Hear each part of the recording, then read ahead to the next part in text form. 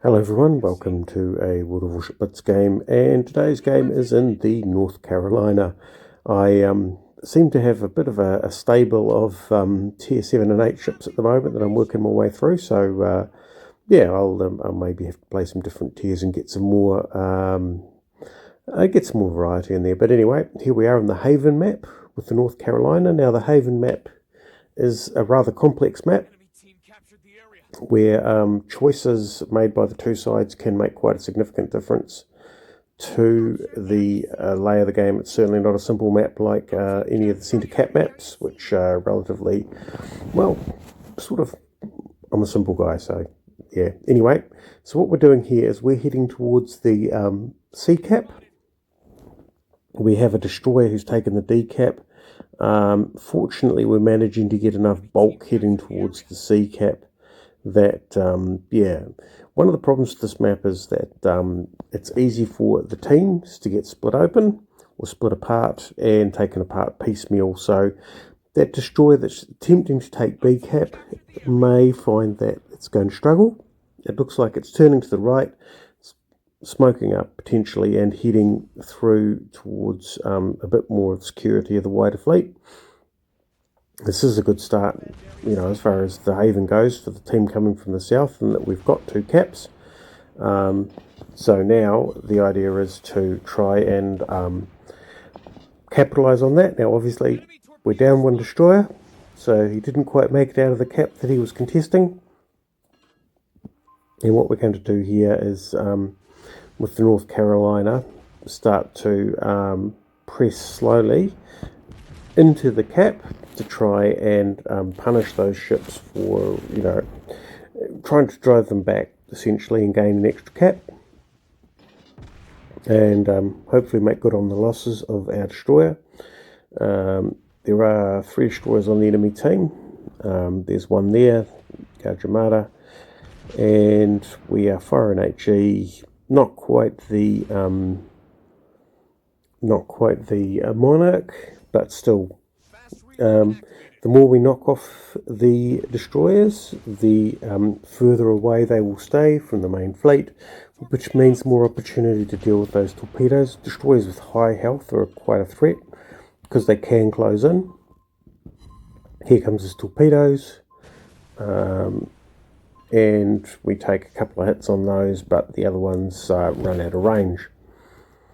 So we're keeping the pressure on. The enemy ships are attempting to push us back as well. So yeah, this is quite an interesting tussle. We're still down one ship, but as long as we deny the destroyers the capability to get close, I mean, yeah, we should be able to make good on that loss. Here's the Armament again, using his other smoke. I've still got the HE loaded, evening the score. Now obviously we just need to be careful. I'm reversing here. The ship in front of me has got a problem, but I'm reversing because, well, destroyers really only sort of make that play for one reason, and that is to launch their torpedoes. We take one. The ship ahead of us takes quite a bad battering, so he did his damage. But still, still 2 caps to 2 caps, fairly even on score. Well, we're a bit behind on score actually. That'll help even it up.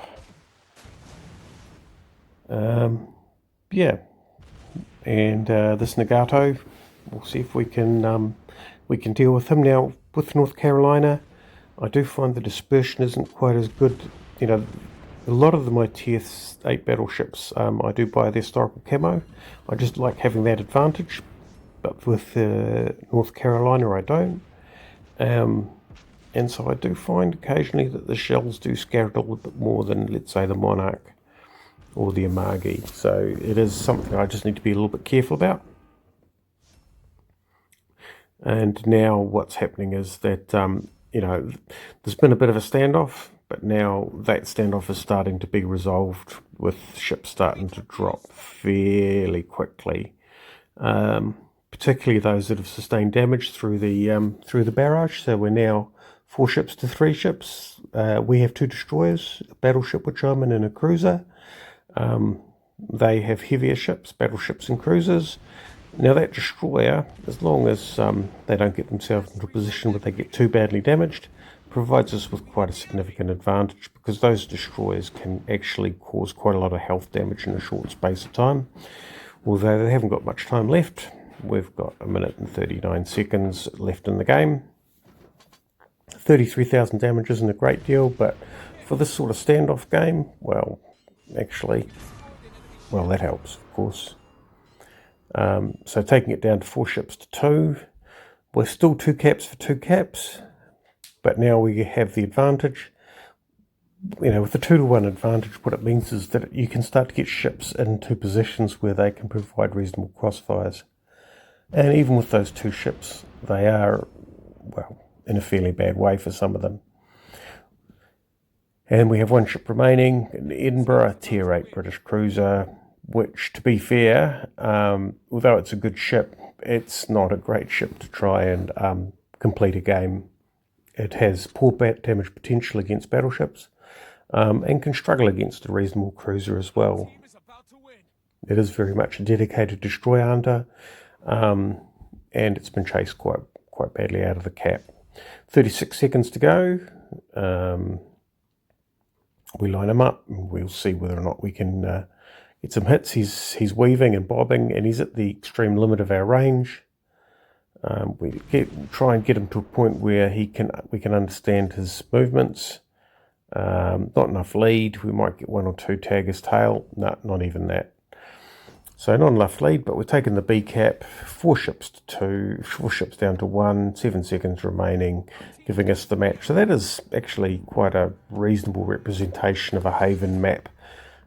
Basically contested in the middle, pushed until one side couldn't hold, and then the inevitable collapse. So it's better than a lot of the times on the Haven map. You'll find that I just make a bad mistake, and I am that first ship. But in this game, we made it to the end. Not a great amount of damage, but still, we tanked the cap, we held and we pushed, and that's what it takes to win. So yeah, the Haven map in the North Carolina.